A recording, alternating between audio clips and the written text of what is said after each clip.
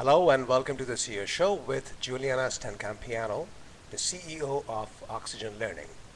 Her success is a proof of the changes taking place in business education today, from the hundreds of year old education model of learning by rote or cognitive learning, where information is merely shared.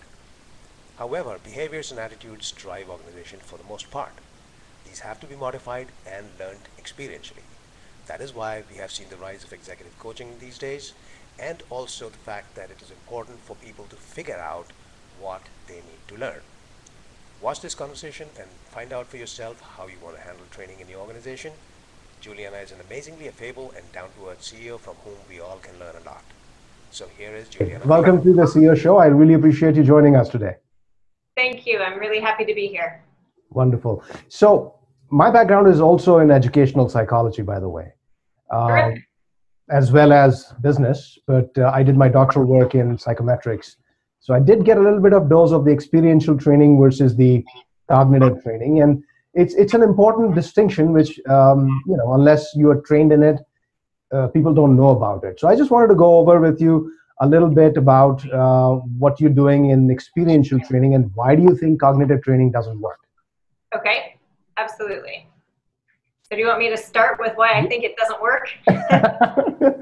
Yeah, most certainly. I know that things don't work because there's so much of training and still we don't see performance improvement. Yeah, absolutely. So I think, a large problem that we have with it today is that there's so much knowledge that people are trying to transfer. And so they feel like the best way to do that is to just give as much as they can, with the hopes that it's going to stick somewhere and that people are going to just be able to somehow soak it in. And I feel like as you become an adult, you go to college, etc., we feel like you less and less need to experience things and you more just need the information as quickly as possible. Yet we know through the research and the studies that this doesn't work. When we were younger, we need to experience things, we need to understand it and figure things out for ourselves before we're really able to retain it, understand that it's going to work for us, and then decide to go and actually use it. So that it just doesn't work. In my mind, it's, you listen to somebody longer than 10 minutes and your brain starts wandering and, you're going, all these other things that I have to do and all the other, your phone's buzzing or things are happening next to you and people just get distracted. And anyone who has children probably knows this much better than anybody else.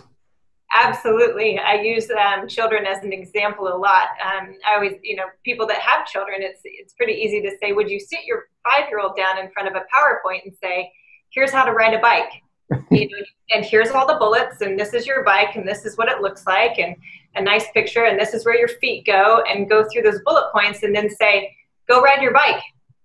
Your 5-year-old would probably be like, what?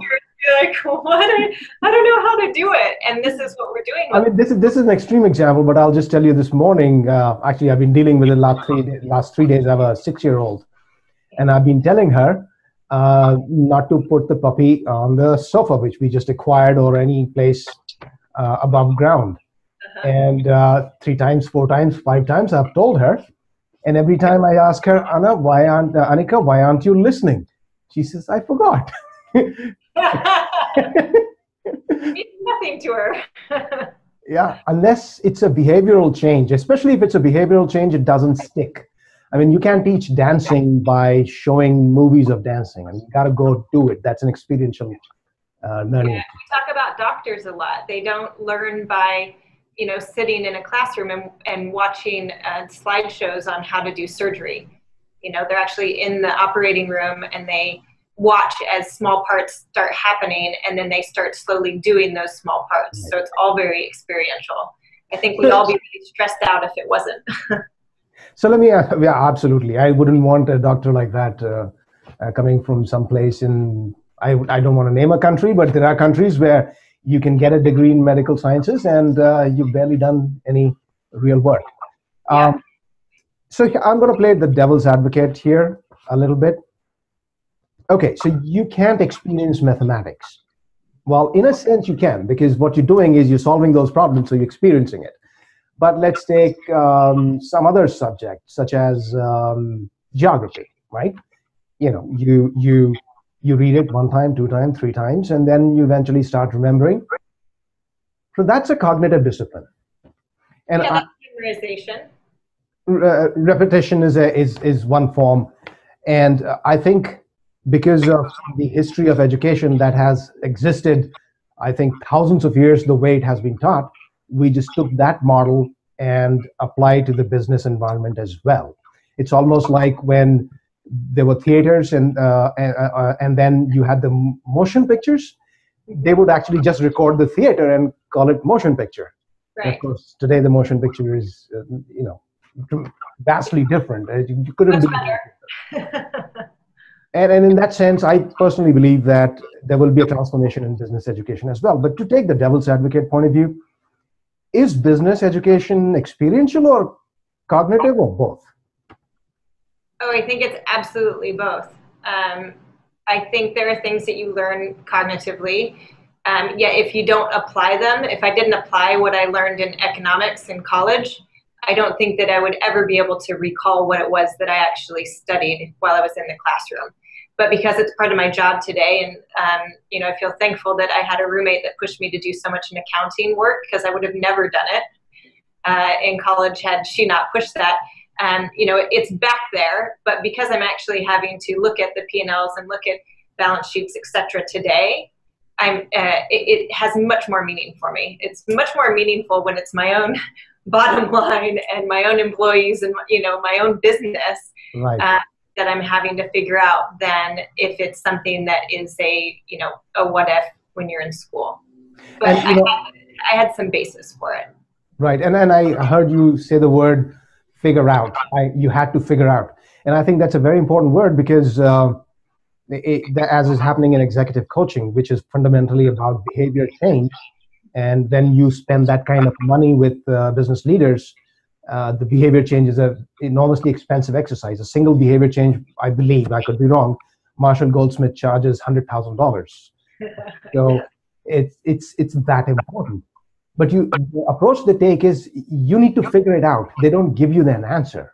The right approach is and they're doing it in medicine as well, because they've learned that it's important for people to figure out things by themselves so that they can make it their own. So my question to you then is, in business, accounting, I understand, if you're not practicing, you'll forget. But the kind of training that they currently provide, and I wouldn't venture to say what all kinds, because you probably know more. Would you describe the various kinds of training in a sort of a typographical way, a little bit, which are more cognitive, which are more experiential, and where you have found that it's better to do experiential when it is currently being practiced as cognitive? Yeah, so I would absolutely say that you would have to do experiential if you want somebody's behavior to change. So our behaviors are ingrained in us from our experiences growing up and from a long line of years of just how we did things. And if you're asking somebody to change, you need them to figure out why it's important for them to change. So personally, if somebody tells me to do something, I'm not going to just say, oh, just because that person's smart, I think that's going to work for me too. It doesn't always, but when you go and experience something and you go, wow, I really see the value in structuring my conversations in a different manner, because I was able to have a better outcome having a really difficult conversation than I ever have before. I'm going to actually try to go do that now back in the office. So any sort of behavioral shift like that, we do a lot of work with performance management. So asking leaders and managers to change the way in which they do performance management within the organization. And a lot of companies today are going from a rating system to no ratings because they want their managers to be having coaching conversations with their employees versus you hit these metrics and so you're a 4 this year and this is your allocated bonus and this is your raise, because that's really easy to do, frankly. And coaching conversations take a lot of time. Yet the overall benefit, if you look at it from a long-term perspective, is a lot more healthy for a company to have these coaching conversations happen. But it's not natural for a lot of people. They're having to give some sort of feedback or one of their people is having to come in and have some difficult conversations. And so you absolutely need to help people through this and have them practice it so that they can understand what the value is going to be. They can try it for themselves. We all do things, we may do things similarly, but we all have our own way of doing things. So kind of find what your way is with this, and then be able to go back and apply that. From the cognitive side of what we should be doing, I actually find that, so for example, salespeople, they're terrific, right? Because they have no attention span, yet companies want to tell all their salespeople about all their products over and over and just drown them in all this knowledge about products. Yet we don't want people going out and pushing our products. So it's all very counterintuitive. So my belief is, from a cognitive perspective, if a salesperson had at their fingertips, I'm going to see a client, I know they have an interest in X, let me have a 10-minute overview about it. It's all I need as a salesperson, so I understand it, I understand what our capabilities are, and then I can go in and have a conversation with the client, because it's going to be about capabilities, but it's also going to be a lot of the soft skills that go into just sales in general. So I believe you do provide or have provided sales training through a different method, and you can describe that to me. But before that, I wanted to compare. Is this like role playing, or is it completely different? It could be role playing. What we're trying to really do is get people to actually do what it is that they have to do when they're on the job. So some of it may be role playing, some of it may be data entry from a sales perspective into my CRM system. But we're actually having them do what it is that they're expected to do while they're at work, so that they can, first of all, fail in the classroom. You know, it's much easier to make a mistake there and ask somebody that can guide you through that than it is to go back to work and say, well, I'm going to actually try to do this even though I don't know how to do it. Most adults probably won't do it. They'll just continue doing it how they have been doing it. So it could be role playing. Yes, absolutely. With the conversations, we put people in scenarios. We give real life scenarios of things that they're going to have to decide. It's putting managers together and saying, now that you just have a bucket of money instead of a rating system and a scorecard, you guys need to work together to figure out how you're going to bonus this profile of people. So it's a lot of different things, but it's all about making certain that the learner is doing the work much more than the facilitator is doing much in the room. Now, is this a outlandish idea, or is it something that's already in the cards and a lot of companies are promoting this concept? I think it's a great question. I think a lot of people think that they are doing it, but I think they're still controlling it a lot more than they should be. So you're saying the facilitator is still controlling and being the center of the stage rather than... It's hard for a company to say, I mean, these are big bets for companies, right? So a lot of these trainings, I mean, it's a lot of money, first of all, to do instructor-led trainings. So we get a lot of companies that are really nervous. They're like, but they need to know and you need to tell them. And it's like, no, let's let them figure it out for themselves. And until people really see it work, they're still wanting to give too much information and too much knowledge to people instead of letting them figure it out. Right. It's because our instincts and intuition has been cultivated a certain way up until this point, so the change is being resisted. Can you give me an example at GST or any other example of what really happens in your program? Yeah, absolutely. So they're brought in, and essentially we have a design methodology that we run all of our training through. Our classrooms are set up differently, so we don't use PowerPoint. There's a facilitator, there's lots of visuals up around the room. There's no tables. We don't normally need laptops. If we do, we'll pull them out and we'll use them, but otherwise they're to the side. And we've got shoes kind of in a U shape around the classroom. So people immediately go, oh, we're going to have to be interactive. And I don't know if that's what I signed up for. And, I have a meeting potentially. But about an hour into it, a lot of people that come in and are very skeptical about it are like, I get it. I understand the value, because they're doing it themselves. So we get them involved. We get them into teams normally straight away where they're going to be, tasked with figuring something out. And a lot of time it's a level setting. So let's show you what you don't know about this topic so that you're ready to learn, what it is that we want you to learn walking out of here today. and we really set those objectives very clearly. And then it's about the facilitator will give some level setting. It might be a 10-minute lecture. It could be through an article. It could be through a video, the why behind it. So the company's decided that we're going to do this. Why are we doing this? This is where the research comes from. This is what you need to know. And post that, we then put them in their first activity that they have to work through. Do you have an example that you could share, a real life example as to what was the goal and how you achieved it? Yeah, absolutely. So from one example, sales is a really good example. So a lot of companies have different processes. They have different sales methodologies that they use. And we did a course where we were onboarding people, and you want to get salespeople up to speed as quickly as possible. So if they can be using the process, whatever internal process it is that your company has, and be able to start running their deals through that process in the right way for that company, then they're going to be up and running a lot faster. So we literally have new salespeople come that have some portfolio of business. They're given, normally they're given this kind of right out of the gate for right or wrong. But we actually have them come with a deal that they're working on. They decide as a group whose deal they're going to work on. And then we walk through the process, each piece of it. And then they take the deal that they've got and they work through that process. What are the conversations I have to have with the client? What do I have to figure out about them? What do I need to know about my own company? What resources are available in my company? What's my network? And then what are we offering? And how do I figure out a solution? And they literally walk it from starting stage all the way through to the end and come up with a solution. Well, sales onboarding is a big deal with large corporations because you do it wrong and it backfires. You lose very good people. What was done with HGST? You said it's something about cultural transformation. Yeah, so HGST was actually, so as I talked about a little bit earlier, this was performance management. So they went from a ratings scale to no ratings.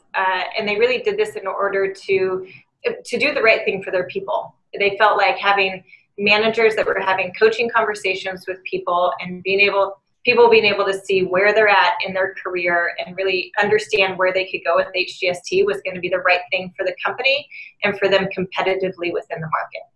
So go ahead. So this is the word cultural transformation really struck with me because that's a big issue. That's how companies fail or succeed. And it is a very hard thing to do because there's incredible amount of resistance in the organization unless the top boss is pushing it down. Absolutely.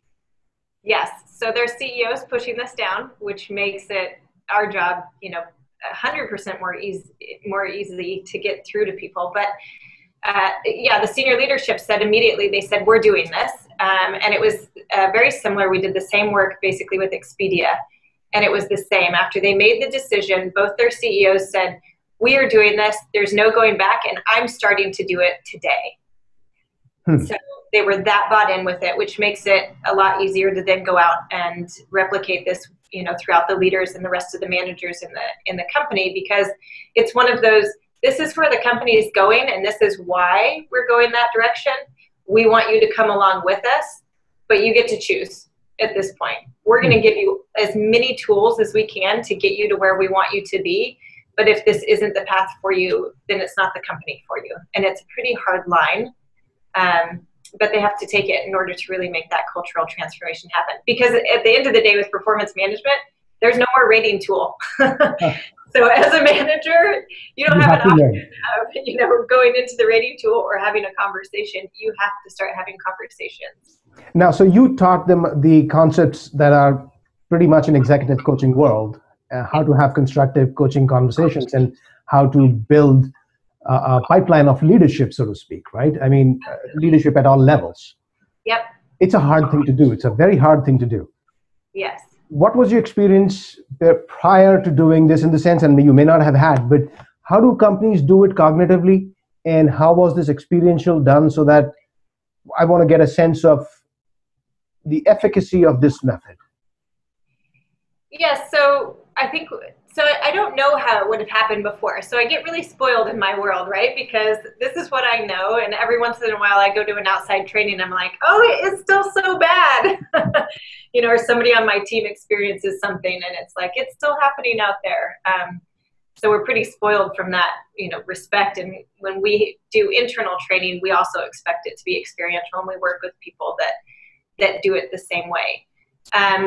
I don't believe that you can teach people cognitively how to have coaching conversations. It's a conversation. If you're not having a conversation, then it's just me in a video or something. There's no way I would try that, because it's hard, right? You have another person that's responding to you on the other side of this. Yeah.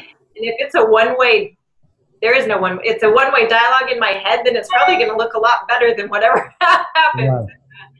I can understand. It's like teaching swimming without going to the pool. And in fact, I can recall many, I am originally from India, and back then there weren't that, I was in the National Cadet Corps, and they would teach you how to fire, but they had very limited amount of ammunition. So there were a lot of empty drills, and you don't learn a thing. No, you need to know what was the outcome, what happened with what I did. So coaching conversation is something similar. This makes perfect sense, and there is an emphasis right now in that direction for businesses to have internal coaches. So that is even it's going in an even further direction, which I think is great, where we're making it really about what it is that's happening on the job, instead of just like a simulation or this could happen, or a simulation that's totally different, than the situation, and then you extract the learning, which a lot of companies have done over the years, and we did it way back when, or I've been through it, a long time ago. Which there can be some good learnings from a team formation standpoint, but I think the more you can make it realistic about how people are expected to perform at work, the more valuable it is for both the employee, because the expectations are set from the ground of the training room all the way through to the company, because people are going to really understand what it is that you're expecting them to be doing. So this is highly customized, right? What's that? This is highly customized. Highly customized. Absolutely. Yep. Everything is customized. Now, one last question. So in a lecture pattern methodology, you've got one instructor and a bunch of audiences. Mm-hmm. But when you're making it that interactive, do you have more than one facilitator, or have you figured out a way to bypass that? Yeah. So yes and no. We will normally, there'll be one instructor for about 20 to 25 people in the classroom. The good thing is that when people break out and do work, that facilitator can go around and and visit all the groups, answer questions, etc. We tend to, when there's 40 plus people, you want to have another person potentially in the room to help out. Yet at the same time, it kind of depends on what the construct is. And we've done this all the way up to groups of about 400 with really maybe 3 people in the room, making sure everything's running smoothly. Because they're getting their core information, and then they're doing most of the work.